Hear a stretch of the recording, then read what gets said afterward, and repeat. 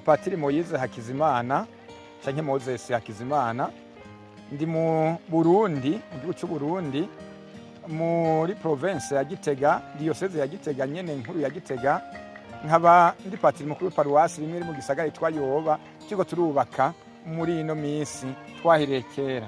Ndifuza rero abodufasha, abakristo bariko baritanga, muga ndifuza abandi bodufasha, abagenzi bacu, abandi bose badukunda kugira ngo igihugu bagihere. Igihugu gifise gisaba uburyo bwinshi, twasanze gitotwara uburyo bushikana 950 n'izindi zirenga, tuba dukomaze gukora ibikorwa bingana 300 turavye ivyo tumaze gutanga n'amaboko inguvu tumaze gukoresha.